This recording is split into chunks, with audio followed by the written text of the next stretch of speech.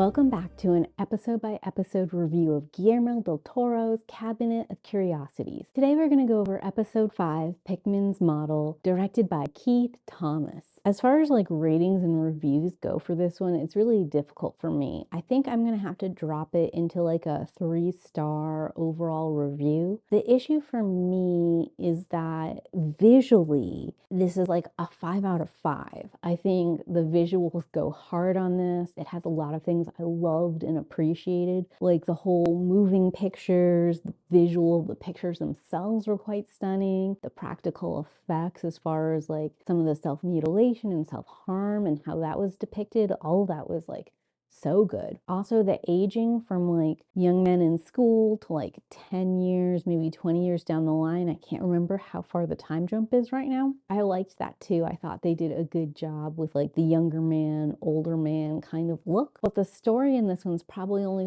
a 2 out of 5. I just thought that it was really basic. I appreciated some of the little details they put in there, like they set it in Arkham, Massachusetts as an homage to H.P. Lovecraft, and this is a very Lovecraftian story.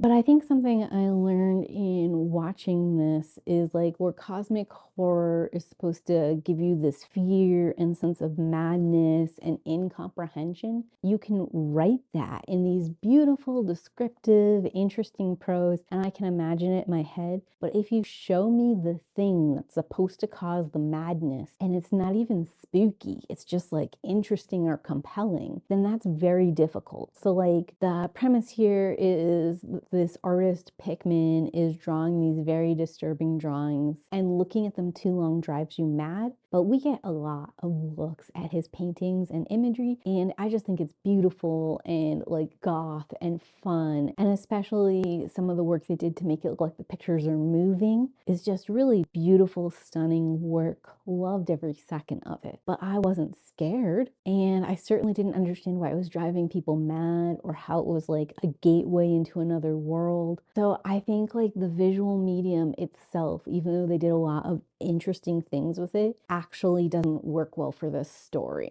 So that's a 2 just to start. And then if we're going to talk about characters, I'd give the characters 1. They didn't make any fucking sense to me at all. We start with this young, really well acknowledged artist, all of his peers and his teachers and stuff look up to him or whatever, and he's got a girlfriend who's really into him. And I can't tell if he is making fun of the new student Pickman or he's trying to befriend and encourage him.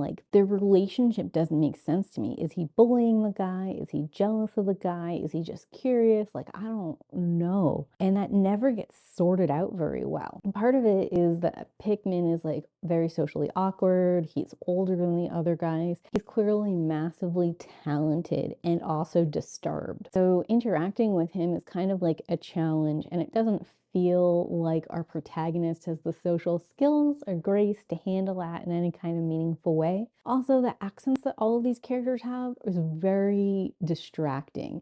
It's not a real accent I've ever heard on anybody ever. And I don't know what they're going for, but way thumbs down on it. Then there's a relationship with our protagonist and his girlfriend. It's sort of a sweet, fun moment we catch in the beginning where he's drawing her Titanic style. But I can't tell from that if she's a girlfriend or a fling. I can't tell how long they've been dating or how serious it is. And then we get this scene where he's all messed up from the paintings or whatever, and he freaks out at a party and she's super upset by it. So are they actually supposed to be in a long-term relationship? Where were the tells for that? Am I supposed to really care about her? Was this party really important? How was I supposed to know that? Why isn't she more upset that he's having some kind of mental breakdown? Why is she more upset that he is embarrassing her?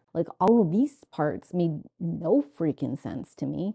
The only person I sort of kind of like is Pickman. Mostly I just empathize with how awkward he is and how he seems to be very tortured. You want him to be understood or find his place in the world or something, which obviously this is a horror movie, so that's not going to happen. Pickman returns after mysteriously disappearing and he gets his art exhibit or whatever. Our protagonist is super disturbed by this and messed up from the painting still, and it brings back a flood of emotion or whatever. But I don't know why he blames Pickman for his his reaction to the paintings. I don't know why he doesn't ever really discuss his reaction to the paintings with Pickman, or like the two of them like compare experiences. His wife seems to be into like spooky, creepy stuff, and like she would be down for it. So I don't know why him and his wife haven't talked about it, or like his wife hasn't sought more spiritualism kind of experiences. Like all these characters just don't make sense to me. I don't understand their motivations or their reactions. I feel like they're acting in a very specific way to tell a very contrived story, and it all feels very artificial and forced. No amount of like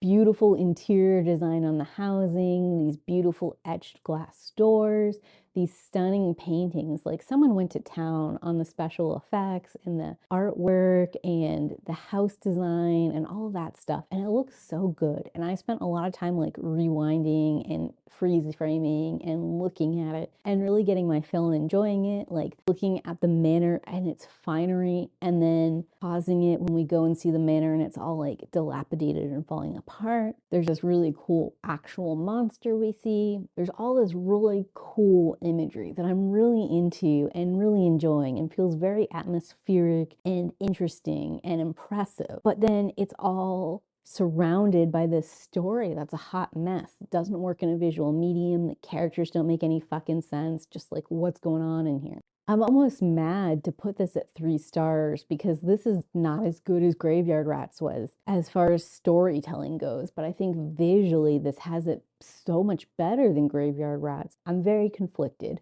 And the worst part about it is this story, even with all this complaint and griping and talking about how it's bad, I definitely think Pickman's model is worth watching and is better than like so many other things that are on TV right now. It was frustrating on many levels for me. So yeah, this one was kind of hard to watch and even harder to rate, but I think I'm going to stick at 3 stars. I'm still really enjoying watching all of these episodes and talking about them with you guys. If you're enjoying these reviews on Guillermo del Toro's Cabinet of Curiosity episodes, let me know in those comments down below, or leave me a like. And if you got this far into the video, go ahead and leave me a